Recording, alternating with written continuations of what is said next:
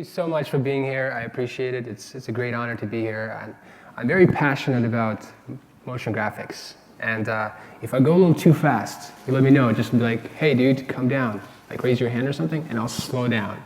But I'll try to slow things down, okay? Well, my name is Sergei Prokhnevskiy. And yeah, I have a very interesting last name. I always say I feel bad for my children and my wife. But I co-own a company called Ukramedia.com, Ukramedia, and it's, when I say co-own, it's me, my twin brother, Vladimir. We run it together. He literally looks exactly like me. And we do all kinds of things. We do online video tutorials on motion graphics, primarily After Effects, and we also have tools like presets and scripts. We have a course on expressions, which is the coding side of After Effects. That's something I really enjoy. And I'm not a coder. I never actually learned coding. I was terrible at math. So something clicked in me and I figured it out. So I decided to do a course on it. And we also have something that I'm very proud about is our online community. It's called Ukramedia Mentoring Group. And we have some people in here actually from the community. It's a great place. It's free. It's a Facebook group. And basically, it's a place where you can come in and kind of mentor each other. It's super awesome. I love it. And we also have a podcast. My twin brother, Vladimir, runs it. And a lot of people say, hey, we love the podcast. I'm like, me too. I don't run it, but thank you. All right, so let's talk about logos and icons. And just out of curiosity, how many of you are graphic designers? Photoshop and Illustrator is your thing. Oh, that's like almost all of you. Great. Well, I'm not a graphic designer. I'm a motion graphic designer, but I want to show you the workflow, just to show you what your kind of world looks like in my world. And we're going to talk about that. Okay. So the first thing we're going to talk about is shape layers. And shape layers can be a bit frustrating to somebody like you guys coming in from Illustrator and Photoshop. So I wanted to tackle it first. We're going to talk about shape layers and animation, and then we're going to wrap the whole thing up. I'll show you how to do 2 final projects. Okay, 8 things to know about shape layers that I feel like if you know these 8 things, you will feel a lot more comfortable working with shapes in After Effects. So the first one is parametric versus Bezier shape path. And by the way, before I go any further, I want to remind you that I did a video on my YouTube channel, ukramedia.com, or youtube.com/ukramedia. It's a 42-minute video on shape layers. So I go in depth talking about everything. So if I'm going too fast here, it's all right. You can go back and watch it. It's the same kind of stuff. All right, so parametric versus Bezier shape path. So what is it? It's actually an old wooden ship. I'm just kidding. So parametric shape is this thing right here. And then we have Bezier shape path, which is just a pen tool, right? You can draw things. So the reason why it's called parametric shape, because it's a shape layer. It's a vector. You can select any layers and you can draw things. And that's a little too bright. Let's make it white. Okay. And as you can see, it's a shape. But you have more things you can do with it. You can go in here in a layer and you can drop things down. And inside here, we have some options, parameters, parametric shape, and you can add some points. You can do this, you can animate things, add keyframes, add more points in here. And so you can do interesting things with it. It's parametric, but the only problem with that is that you can't really control vertices. You can't click on vertices and move, but it is a vector shape. However, let's say you wanted to convert this into a Bezier shape, right, with vertices and handles. You can easily do that by just right-clicking here, convert to Bezier path. And as you do that, all the parameters are gone. And now you have this path. You can select vertices, and you can move them around. So that's what it means by parametric shape. Those are just the shapes right here, but you have more control with them. And Bezier path, or Bezier shape path, is just drawing paths like this. Actually, let me uncheck this. So something you guys are used to, just this. I just want to show you what that looks like in After Effects so you know more about it. So the second thing would be how to open shape path. So if you draw something like this, and you wanted to continue to draw on this side, you're like, hey, I want to keep going here. I don't want to be adding keys, points like that. That can be a bit frustrating. So how do I keep going with this vertice? So you just select both of the vertices like this, shift select, right click, and go to mask and shape path. And where it says close, it's checked. Make sure it's unchecked. Then you can just select your vertice and keep going. Boom, that's done. So that's how you open things up in After Effects. The third thing is Bezier versus Roto-Bezier. So in After Effects, let me kind of open it up so you can see it better. Okay, when you have a pencil has some options to the right here. So there's this option for Roto-Bezier. So if that's not checked, you get your regular handles, you know, you can move things around, something you guys are very used to. But if it is checked and you start drawing things, it gives you a whole different kind of experience. You don't have handles to move, it kind of automatically adjusts. So those are perfect for when we do rotoscoping, when we cut things out and stuff like that. That's why it's called Roto-Bezier. But sometimes you're like, hey, I started like this, it seemed like a good idea, how do I go back? And you don't want to like undraw everything. All you have to do, again, the same concept, click on the vertice and go to Mask and Shape Path and uncheck this Roto-Bezier. And as you do that, the handles come back and you're back in your element. And you can actually go backwards as well. But it will change some and actually with the Roto-Bezier, you can adjust the sharpness, like the roundness, by pressing Alt key on your keyboard and hovering over a vertice, and going left, it's gonna go sharp, right, it's gonna go the other way. Everybody's with me? All right, good, I can move on next. Next, we're gonna talk about fill and stroke, and I know it's such a simple subject, you guys know a lot about it, but it can be a bit tricky with shape layers. I just wanna kind of shine some light on it. And here's an example. Before you start drawing, it's always a good idea to set your fill and stroke. So you can do, click on it, so you can do gradients, you can do radial, you can turn it off. The same thing you can do for stroke as well. And then you can also adjust the color. And so let me draw something. When you draw a shape, by default, you're gonna get three things. It comes with, right here, path, which is just like a spline. It has nothing there. Like, right, if you don't have a fill or a stroke, you won't be able to see it. And then it has a stroke and a fill. So right now the stroke is turned off, that's why it's not visible. So you can edit things in here by selecting this layer, or you can go down here and edit it there. I suggest that you go here because you have a lot more options. For example, you can turn on the stroke here, and then you can kind of collapse it down, change the color to something we can see, like black, adjust the stroke width, you can add dashes, you can do all kinds of crazy things. So all of that just basically comes like under the shape right here. But sometimes you might run into something interesting, and you'll see that later on in this session, to where a stroke will be missing. Let's say you have a shape and there's no stroke in here. And it doesn't matter how hard you try it in here, like, hey, I'm gonna turn it on and change the color. And you'll be like, what the heck, it's not doing it, like it's missing. Why isn't it not working? Well, it's because your shape doesn't have three things we were talking about, right? Path, stroke, and fill. It only has path and fill. So then you would bring in you select the shape and go to add, and in here you have fill, stroke, gradient fill. So that's where you would click on the stroke, and then it would bring it in, and then you can either change it in here. Now you have an option, right, to add a stroke, adjust things. So next time you come across something like this, just remember, oh, Sergei said something like, we gotta do things in a timeline. Well, this is it. All right, everybody's with me. We're good? Next, I want to talk about center anchor point. And so when you draw a shape, and by the way, before I do that, make sure, because in the previous session I turned it on. 1 second. Yeah, okay. So when you draw shapes, like a star, if you draw it in here on this side of the composition, by default, it will put the anchor point in the center of your composition. And if that's what you're going for, that's cool. However, when you start rotating things, if you select this, hit R, right, bring up the rotation property of the layer, it pivots around the anchor points. And technically, if you want to rotate it from the center, you can press Y and kind of move the anchor point, but that takes a long time. And if you have a lot of shapes, for example, if I duplicate this and just move it around, so you have anchor point there and there, I want them to be both centered, like the anchor points. How can I do it quickly? Well, you can do it quickly by using a keyboard shortcut, Control-Alt-Home, or Command-Alt-Home, or Command-Option-Home on the Mac. Control-Alt-Home. When you do that, you can see it automatically centered it. And now when you press R for rotation, you can easily just move the stars in the center. That's huge, but another thing that I like to do, you just saw me uncheck. By default, you can actually set it up to where it automatically centers it when you draw a shape.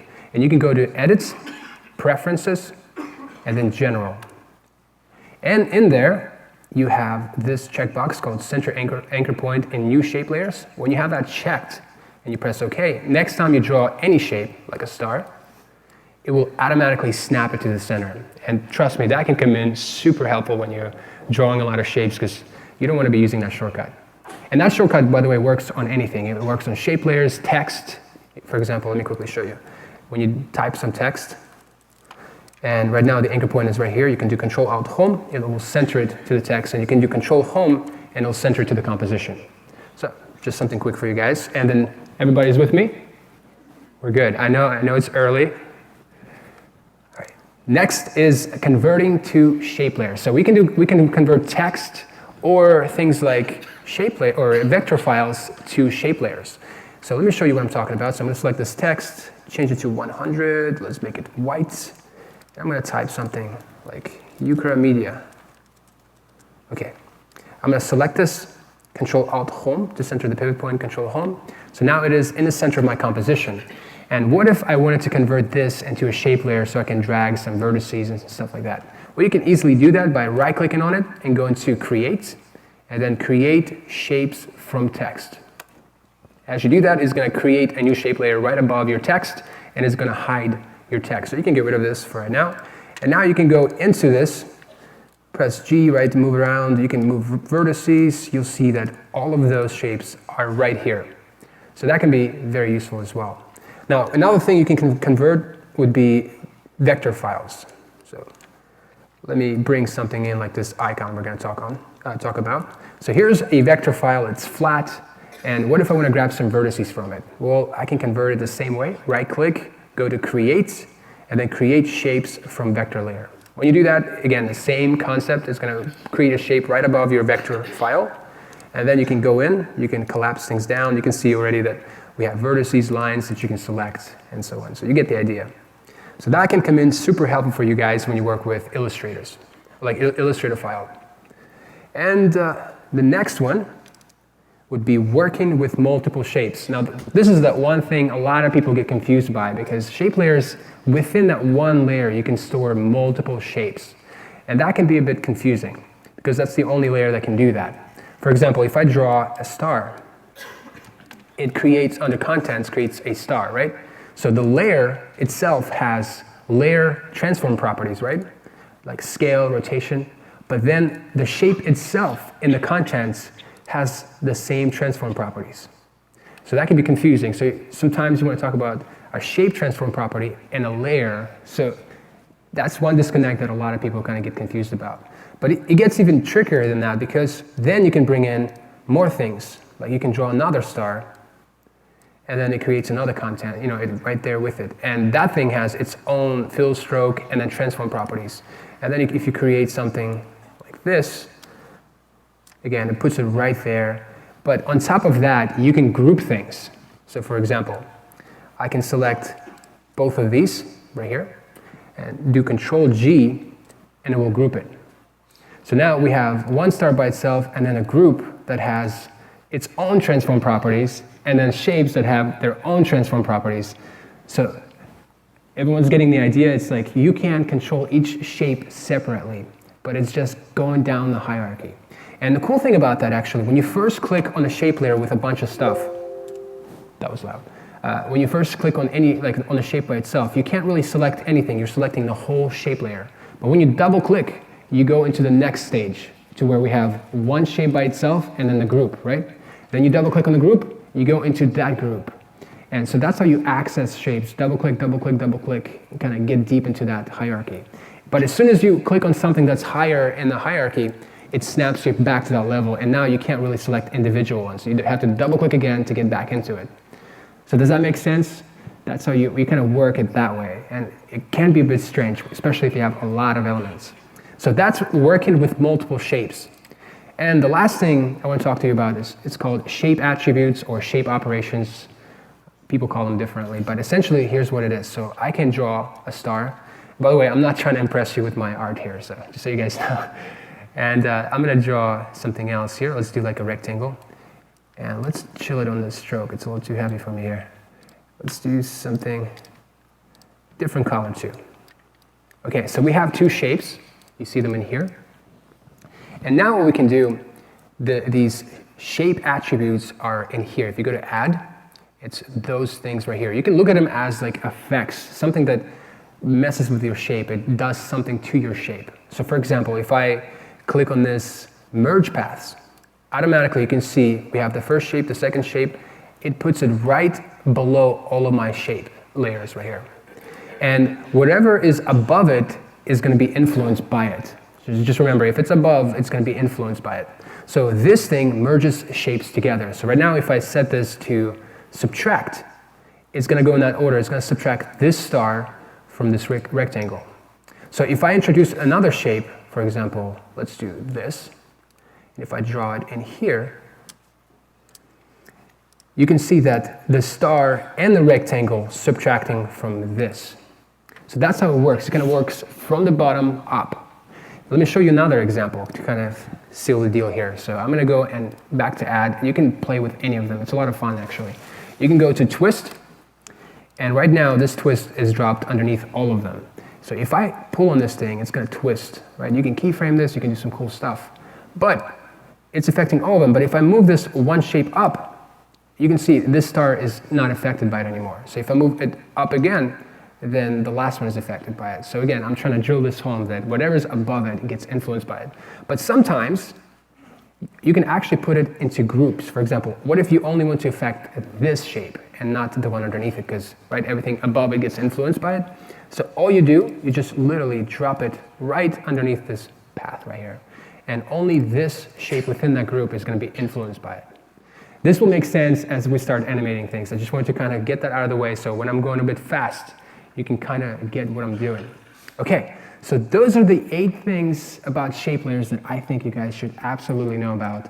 And next, we're going to talk about animation, and that's my element. Okay, everybody's with me? We're good. All right, so keyframe easing. So a lot of people that start out with After Effects, they set keyframes, right? These diamonds. To set keyframes, you just click on this or on this icon.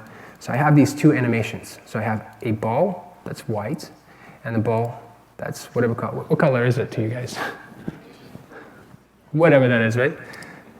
So both of these balls kind of have the same animation. They're very linear. So in After Effects, diamond-looking keyframe, it's linear. And what I mean by that, here's an example. So we have this linear movement, and it just has the same movement. There's no speed up or slow downs. It's just very boring, right? But we also have keyframes called Easy Ease, or F9 shortcut, that gives you ease at the beginning and ease at the end. And what that means, it's going to give ease on this side and then ease on that side.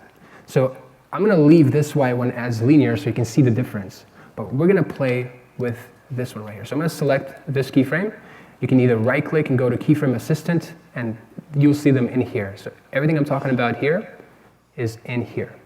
So Easy Ease, F9, it's this, right? It's given easing on both left side of it and right side. And by easing, I mean it's going to slow down. And by default, it's actually 33%. So right now, if I play this, you can see we have a different result. They're going to the same position and at the same time keyframe-wise, but timing has changed. So now this one has the same speed starting out, and then it slowly, gets it here quicker and then slows down here, that one, right? And then it slowly starts, and that one's already gone, right? And then they arrive at the same speed. So that's Easy Ease. Now the second keyframe I want to talk to you about is called Easy Ease Out. And it's going to have easing at the beginning, and then it'll speed up and go linear. So it's perfect for the start here, right? So you can right-click and go to Keyframe Assistant, and you can say Easy Ease Out. Or I like using shortcuts, so I usually do Control-Shift F9, and then it creates this kind of keyframe. And what that means, it's only going to have easing to the right side, not the left. So now it's going to slowly accelerate, and then slowly arrive here. So it's going to give you a different feel. So it's a lot more exciting to look at. And the same thing for that one. It's the same thing as Easy Ease Out, but instead it's Easy Ease In. So it's going to slowly arrive. So it's going to apply easing to the left side of the keyframe. So I'm going to select this keyframe, right-click, Keyframe Assistant, and then Easy Ease In, or Shift F9 on the keyboard. So now we have the same position, the same distance keyframe, but we get a whole different animation now. This one has way more personality than the other one. So let's keep going with that. Everyone's with me so far? You get it? All right, so we talked about 4 different keyframes: linear, easy ease out, in, easy ease out. Now we're going to talk about something that a lot of people feel confused about. And it is speed graph and keyframe velocity. So let me kind of shine the light on it and kind of explain the difference, what we just talked about. So for this, I have the same kind of example, but now they're just going, from here to there, that's it. And we're going to do the same thing. I'm going to leave this white ball linear. It's going to be flat, right? No timing, no speed up, no slow down. And for this, we're going to convert this one to easy ease out, Control Shift F9. So it's the same thing again. It's clicking right click, keyframe assistant, this one. And that one, Shift F9.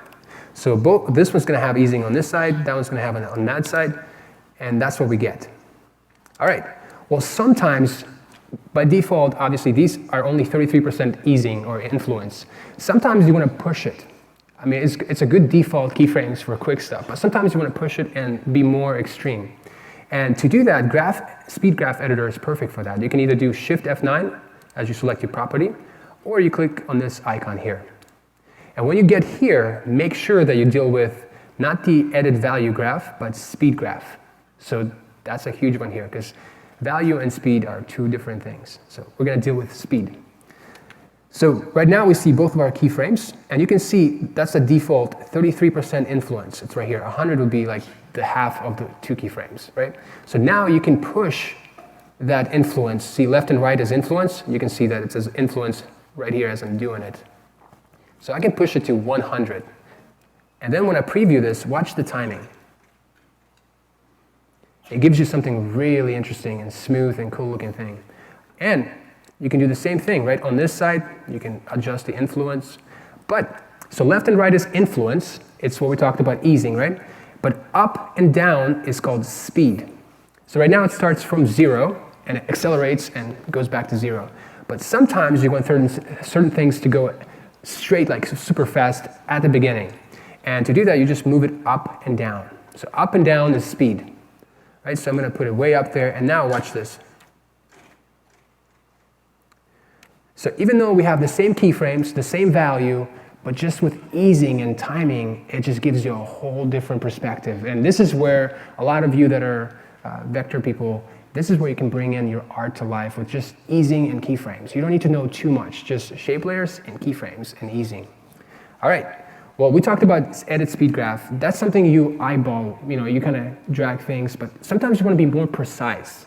You want to just type the number and call it done. You don't want to like eyeball things. And that's where keyframe velocity comes in super helpful. For example, left and right was influence. That's what this influence is. And then up and down was speed, and that's what speed is. So let me talk to you guys here in a second. So start over. I'm going to have this keyframe. I'm going to select this.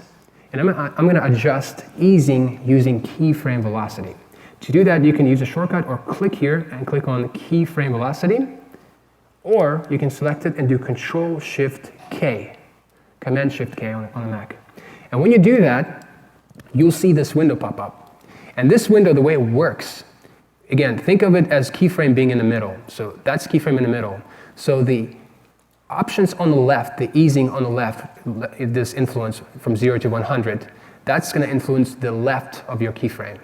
And the options on the right are going to influence the easing on the right of your keyframe. So right now, you can see we pushed it all the way to 100 here, and that's why you see influence 100. Okay? But you can adjust to whatever. And the reason why this is super useful because you can select multiple keyframes and do Control-Shift-K and adjust it on the fly without eyeballing things in an edit speed graph. So then we're going to do the same thing for that one, Control-Shift-K, and we have the same thing, influence, and this time, remember, we went up on speed, and that's why to the left or right of the keyframe, we have these options. So we went super high on speed, right? And that's where you adjust speed. That's up and down on the graph. So everybody's with me so far? So you can easily adjust the velocity or the speed of your keyframes by using this keyframe velocity. This is where I live, keyframe velocity a lot of times. I like it a lot quicker for quick things. All right, well, that's what I wanted to go over. So really, those are the basics. I want to mention 2 more things real quick. So let's say you have a shape layer.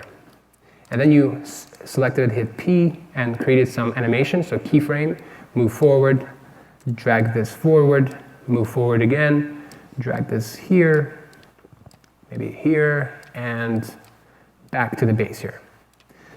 Okay, so what if I'm gonna make this easy ease out? So select all of the keyframes, shift F9 or F9, and then easy ease, so that's good. So we have this basic animation, nothing impressive.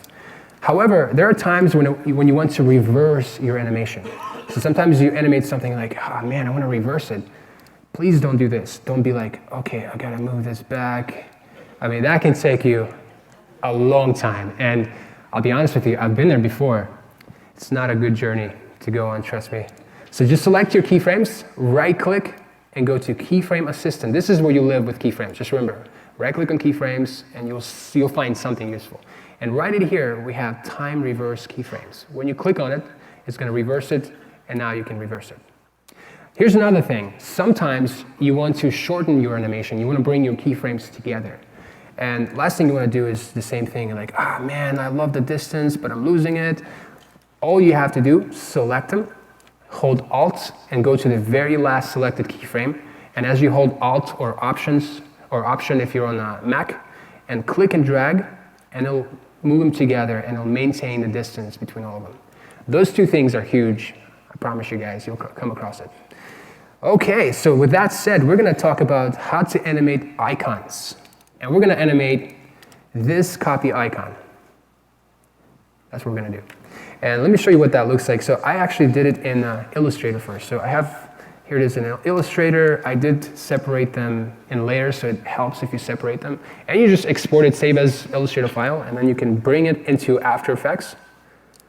And you can double click, or you can drag it from your, you can drag it in this project panel. You can double click on it and bring things like that, select it, import it, or you can even, what is it? I think it's right click here and you can say import file, and you can do it that way. So there's a number of different ways to do it, but I already have my vector file right here. So we're gonna start fresh. I'm gonna go to this composition and I'm going to bring it into my composition. Just click and drag and drop. So we have this Illustrator file. Next, we talked about converting it to shape layers. So right click, go to create, convert shapes from vector layer. So when you click on that, obviously here it is above us. We're gonna get rid of this vector file. And now we're gonna go to work. So the first thing I'm gonna do, I'm gonna collapse this contents folder. So we have all these things in here. So I'm gonna hide all of them. Just go through one by one. So the first one is the shape itself of the paper. And the second one is the stroke. Now the stroke is a little different because it's actually two paths merged together using that merge path I talked to you guys about. So it's not a true stroke for me, so I'm gonna get rid of it and I'm gonna create a new stroke. But here's that one thing I told you guys about, to where we have path and fill and no stroke. So if you try to turn on the stroke for it, you'd struggle. So again, remember to bring the stroke in it, you just select the shape, go to add. If it's hiding, it's probably, yeah, there you go, add. And go to stroke. And now you have stroke, so you can go inside, change the color, maybe something not as black, okay? And then you can crank up on a size, I think 17 is where I need to be. So something like that. And that's gonna be my paper icon. So this group, I'm gonna hit enter and I'm gonna rename to paper icon. Everybody's with me? I know it's early. You guys are doing really well, thank you so much. And the second one, we have the vertical line and then the horizontal line of the plus sign. So I'm going to select this one, hit enter, and I'll say vertical. And that one's going to be horizontal. All right, so I have both of them. I'm going to do Control G and group them together. So shapes within shapes. Remember we talked about grouping? So I grouped them together to where I can access them individually, but I can also animate the whole thing. So I'm going to select this, hit enter, and change it to plus icon. Okay, so we're almost there. Next, I'm going to select both of these and group them again. I know. Control G, hit enter to rename, and this time it's going to be the whole finished thing. So I'm going to call it, copy icon. Okay, and the rest really is just a duplicate, just shifted up. So I'm going to get rid of it. I don't need it right now. All right, so everybody's with me? We're good? So this is just some housekeeping. I clean things up so you kind of know what I'm doing here. So we have a first shape, then we have paper icon, and plus sign, and then within there we have other icons, right, or shapes that have their own transform properties. But we're going to start with the paper icon first. And we're going to go deep inside of it, and we're going to animate the stroke of it. So I'm going to select this, go to add, and we're going to add one of these, what are they called? I already forgot it. I call them effects now, so let's just call them effects. And it's called this trim paths. We're going to click on that and make sure it's dropped right underneath your path. Because again, we want to influence things above it. So then we're going to go in here. I'm going to zero everything out. And the start property right here, we're going to keyframe this. So I'm going to set my first keyframe, hold shift, page down twice to go 20 frames forward, 1, 2, and then page down 5 times, 1, 2, 3, 4, 5. So we went forward 25 frames. And now I'm going to crank it up all the way to 100 and it's set a keyframe for me. But it is linear, and linear is boring. You definitely want to start doing easing, right? So we're going to select this keyframe, Control-Shift F9 to make it easy ease out, to make easing on this side of the keyframe. So now it's going to have some easing starting out. I'm going to crank it up, Control-Shift-K to go to keyframe velocity. Again, you can do that, or right-click, keyframe velocity. And in here, we're going to change it to 55. So we're going to have a stronger easing here, right? And then for this, I'm going to select Control or Shift F9 to make it easy ease in.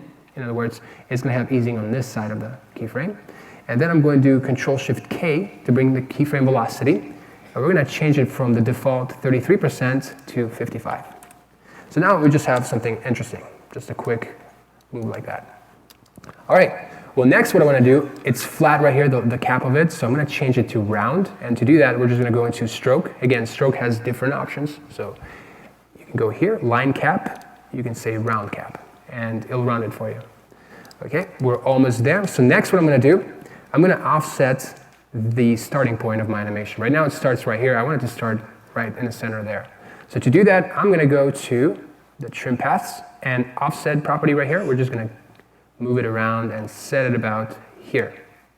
So now if I preview this, it's giving me exactly what I want. So next what I'm going to do, we're going to animate some rotation. We're going to give it some rotation, but I'm going to do rotation to the whole thing. So I'm going to go back to the whole icon group, right? We're going up in the hierarchy now. And now we're going to play with its transform properties. So we're going to move both of the shapes, right? The plus sign and the paper. And in here we're going to play with the rotation, this thing right here. So I'm going to go to the beginning, set a keyframe, shift page down once to go 10 frames forward, set another keyframe. I'm going to go back to the first one and give it a -45 angle. So like that. It's kind of boring, so we're going to do some easing. Control-Shift F9 to make it easy ease out, and Control-Shift-K to bring up more options for easing, and we're going to crank that up to 55 to kind of match the other keyframes. So something like this. But when it hits, I want it to have that kind of wobble, rubber band, inertia bounce kind of feel. And for that, we have a perfect free script called Bouncer that you can download at ucramedia.com/max. A good friend of mine, Tim Thiessen, is the guy that developed it. He's a super awesome guy. But you can download it for free, ucramedia.com/max. And literally, it's so easy to use. You just pick which property you want to affect. I want to affect the selected property, whichever property I select. So I have this one selected, then I literally just press on bounce it. And as you do that, and as you preview, it just bounces it for you. That easy. And the cool thing about that, you can actually have more options in here as you press that button. So I can crank that up and make it really bouncy, or I'm going to keep it at about 100. And then I can turn down the frequency to where it doesn't do it as fast, right? So maybe like half of that. So something like this. So that's interesting, okay?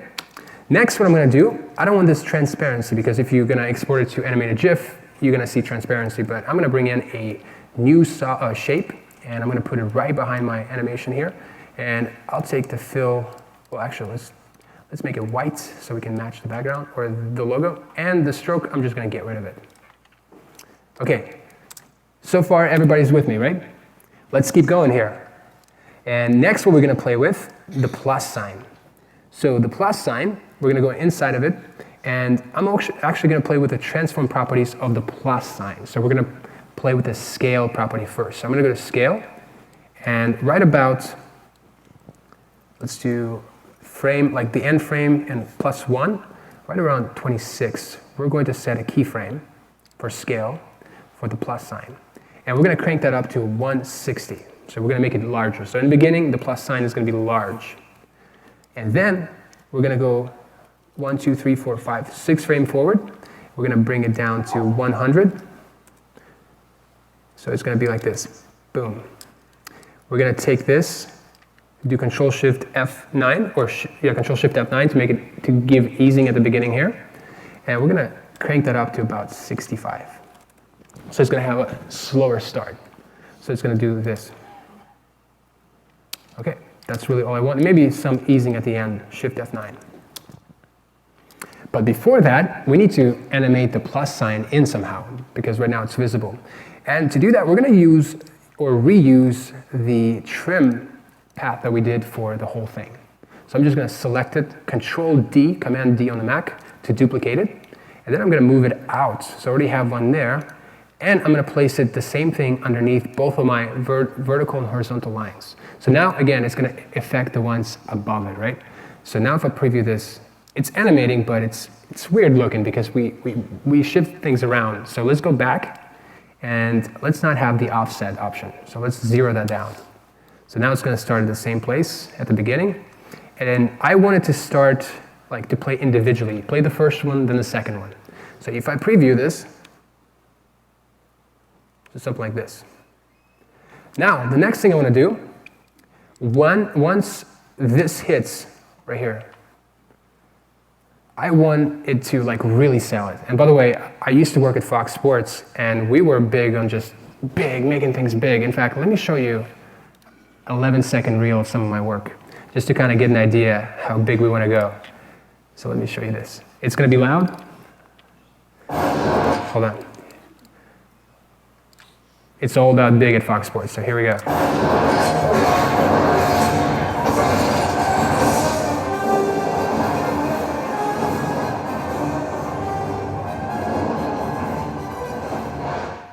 So that's how big we're not going to go. Thank you. So we kind of want to go somewhat there, but not like all the way, right? So we're going to go here, and where it kind of starts scaling down, we're going to go back to the whole copy icon transform property. So we're going to animate the whole thing, right? We're going to go to that transform property. We're going to play with the scale of it. So when the plus sign goes down in scale, we also want to take the whole thing down as well to like 80%. So it's going to go like this. But we're also, by the way, I think there's some, make sure, okay, that's good. But we also want to do the easing, because remember, with easing, things are a lot better. So Control-Shift F9, we're going to do some easing, and let's do Control-Shift-K and probably crank that up to 65 or something like that. So, boom, like that. But I wanted to snap back to 100. So it's going to go back down, and then let's do 1, 2, 3, 4. 4 frames using page down key. 1, 2, 3, 4. Go down 4 frames on the timeline. And then we're going to bring it back to 100. And again, we're going to do easing on this one. Shift F9 for easy ease, easing on both sides. And then this one, Shift F9 to make it easing on just on the left side. So let's preview this, what we have so far. Boom, boom. However, we're not done yet. We're almost there. The only thing I want to add is when it goes down, when it comes back up, I want it to duplicate like this. So this is where we're heading. Like this, boom. So let me show you how to do that. And literally to do that, we're going to use something very simple. It's an operation called repeater. And guess what it does? Mind blown. All right, so what we're going to do, right where it goes down, we want to start duplicating, right here at this keyframe. And to do that, I'm going to hide everything. Again, remember, everything above an operation gets affected. So I hope you guys get this by now. I think I drilled it enough, right? Okay, so I'm going to select this and go to Add. And here's the repeater. And whoa, it repeats things, right? So it repeats whatever is above it. So you can go into a repeater, and you can tell it how many copies you want. But you can also go into transform properties of the repeater. And in here, when you move things around, everything moves with it. The copies move with it. You can scale things. It can give you something interesting, right? You can rotate things. You can adjust all kinds of stuff. Opacity. It's really great. But what I'm interested, just this position. So I'm going to say -30 on the X, -30 on the Y. So I want it like that. And I only need 2 copies. So I'm going to say, let's go down to 2. Now the other thing, right now, this paper is on top. I want to reverse that. I want that one to be on top. And to do that, I'm just going to say composite right here, composite above. So now if I preview this, it just gives me 2 copies. It's really awkward.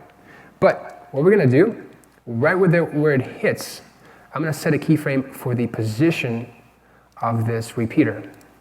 And then I'm going to go shift page down once to go 10 frames forward. And then we're going to set another keyframe. We're going to go back to the first one and set everything to 0. So now if I preview this, it duplicates. But watch this, it feels so awkward, doesn't it? It's just like it feels linear because, again, we have to do easing. So I'm going to go here, Control-Shift F9 to make it easy ease in or out. And then we're going to select this one, Shift F9 to make it easy ease in. In other words, easing to the right and easing to the left. I'm going to select this and we're going to push it a bit. So I'm going to select this keyframe, Control-Shift-K, keyframe velocity. And right, we're going to adjust this easing to the left of it. So in here, we're going to crank it up to about 75. So now when I preview this, it has a smooth ending as it arrives. So essentially, that's how you can quickly animate a quick icon that you can export as animated GIF, or GIF, I'm sorry, GIF, graphics, GIF. Okay, I was butchering it last time, so I'm sorry, English is my 4th language. I'm trying here, guys. All right, here we go. So let me show you how to export this. Let's say you're done with this and you want to export it to animated GIF. All you do, you can either do here, composition, and then add to Adobe Render Queue, or you can select the composition and do Control-Alt-M. And as you do that, it's going to bring up Media Encoder. And here's our file. So in here, you can choose what kind of codec you want to use. I'm going to select this animated GIF. And then you can go into it, wait for it. Sorry, my laptop's taking some time. But then it will bring up this pop-up window. And in here, you can adjust more options. You can uncheck things, you can resize them, do all kinds of stuff. You can use maximize render quality, hit OK. And then when you're done, you can click on Output File and put it on a desktop, wherever you want to put it. Save. And then you press on this green play button, and it starts the queue. And then it animates. It's super quick because it's all vector. And then when you click on it, you can bring up the file, double-click, and as you can see, we've successfully created an animated GIF. Obviously, a lot of you are graphic designers and you're like Photoshop's gods, and you can probably bring like video into Photoshop and easily export it as animated GIF in Photoshop, and you probably have a lot more options as far as like for web and things to that. So I would recommend Photoshop for animated GIFs as well. Okay, one more thing before we call this quits. How are we doing on time? You guys are okay? You're following me? I'm not too fast? Okay, be honest with me, I can take it. All right, let's go back. So I want to show you one more thing. I'm gonna show you how to animate like a logo, but wait, I think I'm in the wrong one. Yeah, right here. Animate a logo. And for this one, I'm gonna animate the logo of our company called Ukra Media. So it's gonna do something like this. Let me preview it real quick. Whoa. Okay, here we go. So it's just gonna animate like that. So that's what I'm gonna show you how to do real quick. Okay, so let's start fresh, and I'm starting blank, like a fresh composition. There's nothing yet. In fact, Control-K to bring up the settings of my composition. I just sized it to 1100 by 600, 299 frames, 2997, and then it's going to be 100 frames duration. And just so you know, the one we just did, Control-K for composition settings, that one was 500 by 500, and it had 29.97 frames, and then 100 in frames length. So, all right, in here, I'm going to bring in a logo. And again, it's Illustrator logo. Make sure you separate them, each layer, and put each object in each layer. And then I'm going to bring it in. Here's my Ukra Media logo. I'm going to convert that into a shape layer, create shapes from vector layer. And now it creates a shape right above it. I'm going to get rid of this vector. And we're going to select this shape layer, Control D, and duplicate it. And both of them have the same stuff, right? We have group 1, which is the UM, and then the circle. So for this layer, I'm going to get rid of the group 2, because I want them to be on each separate layer. And for that one, I'm going to get rid of 1. So essentially, we have the same thing, just on a different layer. And I'm going to rename this one to UM, and that one to circle. Okay, everybody's with me so far, right? So next, what I'm going to do, I'm going to select this circle, Control D, Command D on the Mac, and duplicate it, hit Enter, and I'm going to rename it to Animated Circle. And next, I'm going to solo this circle for right now. We're going to go to this Effects and Presets, and you have to wait to load it up. My computer's been doing this lately. I'm not sure why it does that. And I'm going to say Radial Wipe. It's an effect that's super useful, and here's what it does. When you select it and drop it on your layer, either right here or right there, then you can go into Effect Controls, which is a place where you adjust the effects on the layer. So you select the layer, then you go to Effects Controls panel. If you don't see it, go to Window and Effect Controls right here. You can just click on it, and then you can see it. So we're going to animate it like this. And what I'm going to do, I'm going to go to the beginning of my composition, set a keyframe, and then go forward 30 frames. So Shift, page down 3 times. 1, 2, 3. So 30 frames forward, and we're going to set another keyframe. But to reveal my keyframe, I'm going to select this layer and press U.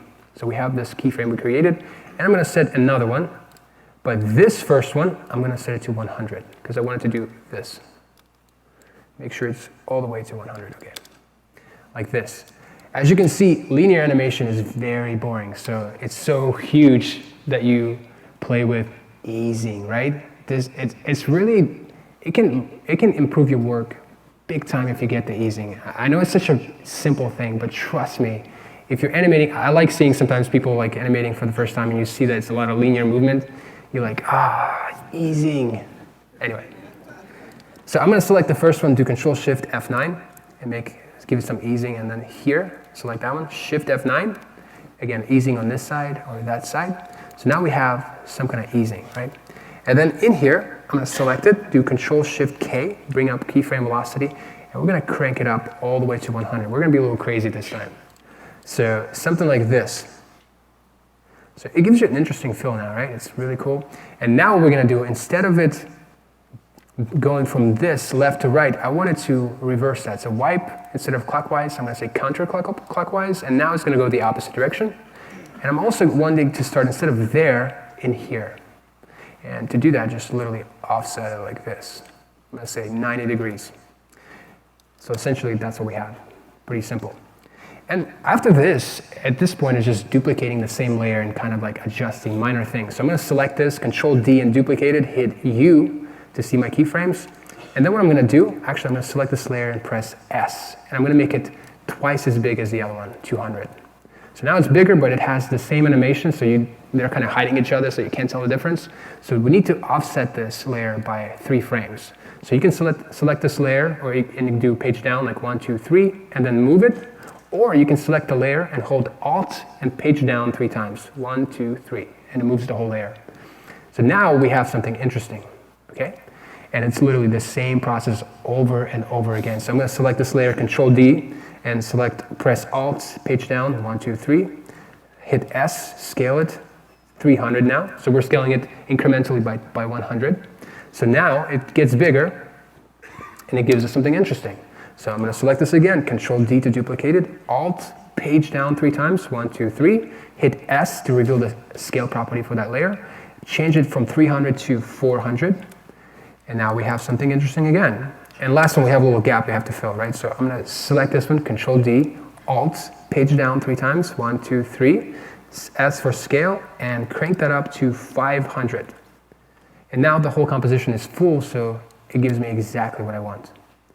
And this time I can select this, hit U to kind of hide all my keyframes just a few times. And I'm going to change the color of it to green. I like changing the colors in here. Here's why. Because when you select on one of the color, right click and do select label group, it's gonna select all the layers that are not colored. And that's super useful. So I'm gonna duplicate this, Control D, and then I'm going to put it right underneath all of my layers. And what I'm going to do next, I'm going to change the colors because I want to separate it. So I'm going to give it something different. And next what I'm going to do, I'm going to select this group. You can just click there however you want to. And I can use Alt, page down. I'm going to offset it 6 times. So 1, 2, 3, 1, 2, 3, 6 times. So we have this animation and then the next animation, but the problem is they're both the same color, so you can't see what it's doing. So we're going to push the one underneath it here to a different color. So I'm going to select all of them, go to Fill, and I'm going to push it to yellow, just slightly. So you can see it's orange. It's just a slight difference. I don't want it to be too crazy. So like this. Okay, that's cool. Again, I'm going to select all of these layers. Again, you can right-click, select. Obviously, it's already selected. So then I'm going to Control-D, duplicate, go down, change the, well, make sure you go all the way down. Okay, change the color of it to maybe blue. And then we're going to select everything above, and we're going to Alt, page down 6 times again to offset those 6 frames. So 1, 2, 3, 4, 5, 6. And again, the same concept. We're going to select these and change the color of it to something else. So let's do, again, push it towards yellow. So it's something like that maybe. So now when I preview this, you can see it gives you like a really cool effect. All right, so everybody's with me so far, right? So what I'm going to do next, I'm going to select all of these animated elements that we did. And a lot of times, if you have a small screen, you want to clean things up. And to do that, we're going to pre-comp. It's just a way of, it's how we group things. So just think of it as grouping. But the way it does it, it combines everything into one composition, and it gives you that one composition in a timeline, but then it also stores it in the project panel right here. So let's select all of these. To do that, we're going to either go to Layer, Pre-Compose, or Control-Shift-C. That's what I'm going to do, Control-Shift-C, and then this will pop up, move all attributes, so move everything into a new layer, and then hit OK. And so now we have this layer, but if you double-click into it, it's actually a group. To go back, you can hit Tab on your keyboard, and it will draw the path back to your composition where you came from. So then you can, boom, go back. So now we have this, all that background animation in this layer. So here's what we're going to do next. Now we're going to play with this circle of this logo. So that's the final position of the logo where I want to end up. And I'm going to go to, I think it's frame 24, like right around, let me make sure I see that, right around here. Okay, that's where I want the animation to start animating. So I'm going to select the circle, hit S, set a keyframe for scale.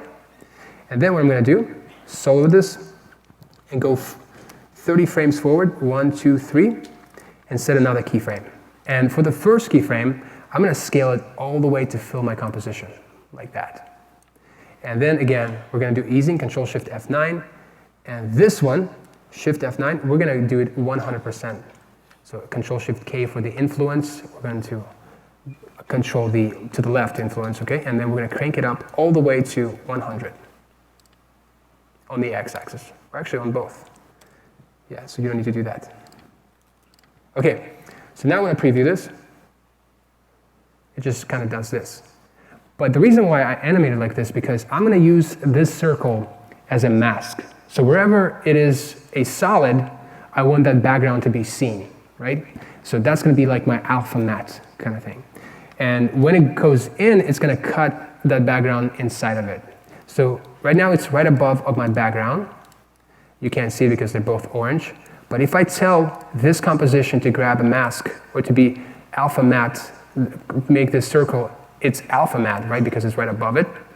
It will literally become a mask for this layer. And it turns itself off and it's a mask now. So now we see this animation, but then as circle animates down, it grabs it with it. And then it becomes a logo. So now we get something interesting here. So if I preview this, so that's looking cool. And then what I'm going to do next, because you kind of want to play off of that motion. So what I'm going to do next, I'm going to animate the logo. So this is where it becomes really fun. You're like, okay, what else can I do? You can select this hit R for rotation, S, Shift S to bring scale. So I brought rotation property and scale property. I'm going to set keyframes right where my circle starts. So right here, right when that circle goes down to be that shape, right? As it goes down, right to the end of it, I'm going to set all of those keyframes. And I'm going to play with this So I'm going to do rotation. So I'm going to set a keyframe right here, maybe Let's do like 180. I want to make sure it moves with the animation. Let's see if it does. Whoop.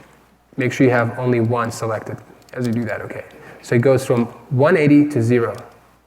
So it goes in the opposite direction. I want to go with the same, so I'm going to say negative 180. So negative 180, it's going to spin together like that. Okay? And yes. Thank you so much. You saved me from saying that. Control-Shift F9, you do some easing to the left or to the right. Okay. And do Shift F9, and then Control-Shift-K, select one of them, Control-Shift-K to adjust the velocity, because remember, that one was 100%, so you want to match it, kind of the same kind of movement. So we're going to crank that up to 100, and the same for that one as well. Okay, so now we have interesting look, but it's still there, right? That's where we play with scale. So we're going to take it all the way down to 0, so it's practically gone, right? And then it's going to scale up, like this. We're pretty much done. The only thing you want to do to kind of seal the deal is by bringing a background. So I have this, just an image that I rendered out of 3D application, and I'm going to take it down. So it's just an image of different panels kind of extruded or whatever. I'm going to use that to sell the animation even more. So you always want to play off of the animation. And to do that, I'm just going to do, this time we're going to do linear animation, guys. Linear, okay? I'm going to select this background, hit R to reveal the rotation property, and we're going to set the first keyframe to 5 degrees. So it's going to rotate it just slightly by 5 degrees. And then we're going to go to the end of it here and rotate it the opposite, so negative 5. So altogether it's going to be like 10-degree animation. So as you play this, you actually want to go in the same direction. So let's do negative 5 here, and then positive 5 here, right? So it moves in the same direction as everything else. So now when you preview this, you can see it kind of complements it. But I don't want to have the background to be seen until we arrive here, right?